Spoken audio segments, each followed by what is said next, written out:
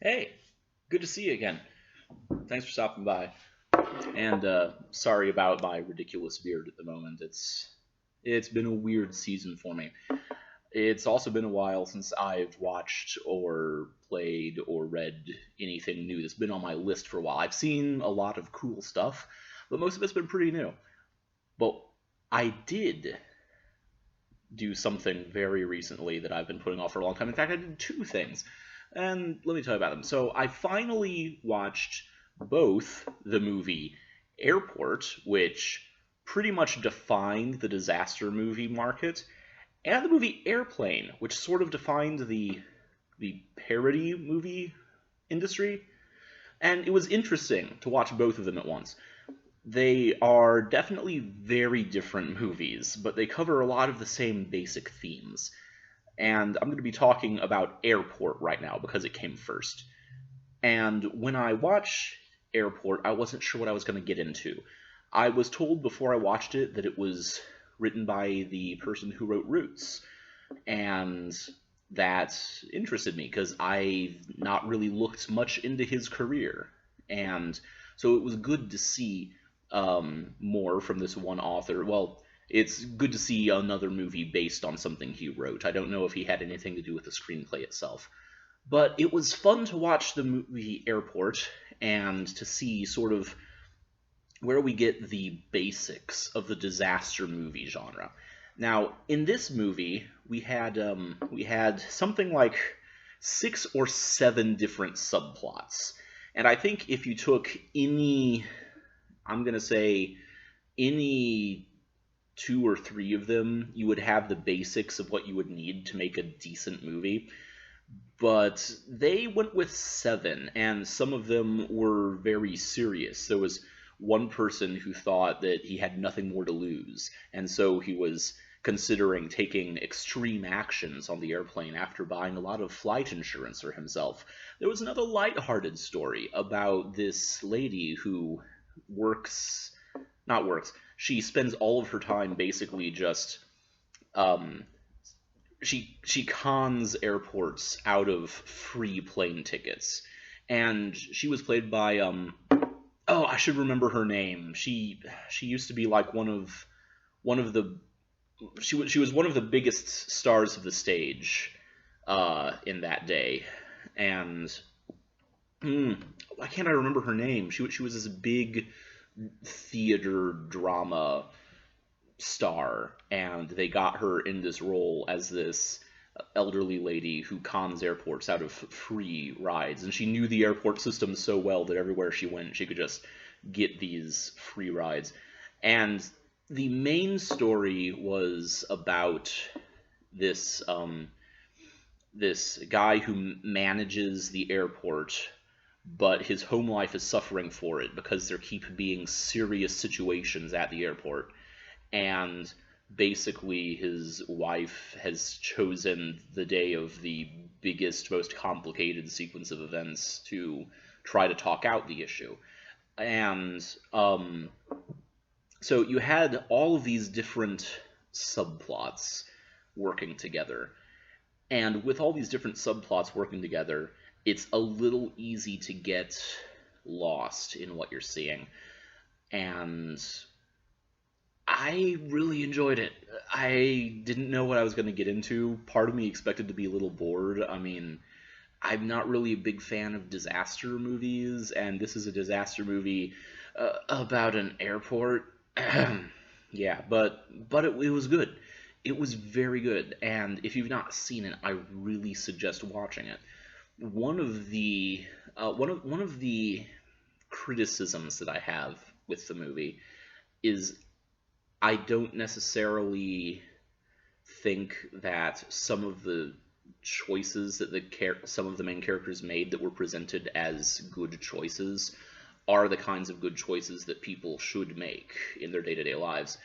Now, part of that, you know, I may be reading too much into it. The movie may have been trying to say certain things that it wasn't trying. I may be saying that the movie's trying to say certain things that they weren't actually trying to say. That could have just been the characters being themselves, which is always a big criticism about it. My head is just going off the top there, isn't it? Just Yeah, weird. Um, but even with those issues, it was a really interesting movie. The soundtrack left a little something to be desired, but I think that was kind of a sort of Seinfeld is unfunny sort of thing. If you've gone to TV Tropes ever, you should. If you've ever gone there, then you probably know the Seinfeld is unfunny trope. If not, it's the trope where people say that something seems generic and common and ordinary, even though it's groundbreaking. But the reason they think it's not groundbreaking is because they've seen everything that was inspired by it afterwards. Sort of like how Seinfeld was groundbreaking and hilarious, but then every show that came after Seinfeld copied Seinfeld. So if you've seen anything that happened after Seinfeld, then when you go back to watch Seinfeld, it looks like the most generic sitcom ever, which is one of the problems of success. So maybe that's one of the issues I had with the music. I found it to be memorable, but at the same time, it sounded like generic tension music. I will note, though, and I'll probably talk a little more about this when I finally tell you about me watching Airplane. I did notice nods to that music when I was watching Airplane, which makes sense because Airplane is a very loose parody of Airport. The biggest problem in Airport was the fact that there was a plane that was landing on a horrible snowstormy day, and it slid off the runway. And they got everyone off that plane okay, but the plane got stuck at the end of the runway. So you basically have this runway that's more or less unusable. And for the rest of the movie, you've got this one engineer who's arguing with other people at the airport about the best way to do it, and he keeps talking about how he's been moving more airplanes than anyone else. He knows airplanes better than anyone else. They need to move it his way, or else it's not going to get out of the snow that it's stuck in. And people keep telling him, no, no, you can't do it that way. But he's convinced he can do it, but it's going to take him time.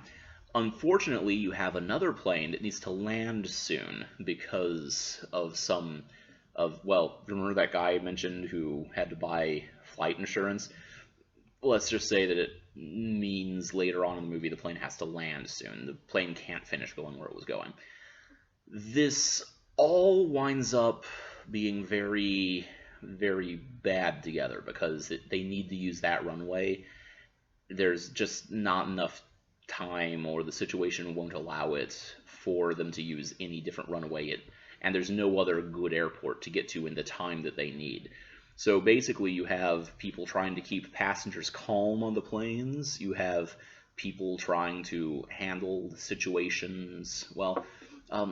One interesting thing is I can't decide where Act 3 began, or I couldn't decide where the climax of the movie was.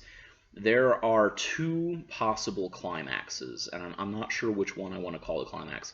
The obvious, easy answer climax is the end of the plot regarding the guy who bought all of the insurance on the airplane.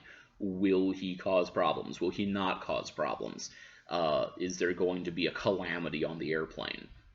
That eventually happens, and it's easy to say that it's definitely the most energetic moment of the movie, but it's also not the turning point where everything else is falling action after it. I think the actual climax might be the resolution to the problem: will they or won't they be able to get the original plane unstuck from the snowdrift before this other plane has to land. That feels more like the climax, because in that model, Act 3 is basically everything that happens after the plot with the guy who bought the insurance, and Act 3 leads to this situation with the plane in the snowdrift, the other plane having to land. Ultimately, this was an educational movie. I don't know if it's the kind of movie I'm ever going to watch again, but I really enjoyed my time watching it, at least once. So if you are a fan of movies set in airports that feature disasters, Or if you just want to see kind of where the entire disaster movie franchise got started, you really need to watch Airport. I'm afraid I don't have much time right now to talk about the movie Airplane, but I'll talk about that again the next time I tell you that I finally did something. So I'm gonna take off and drink a little more of this lukewarm water, and you have a great day, okay? Okay, bye.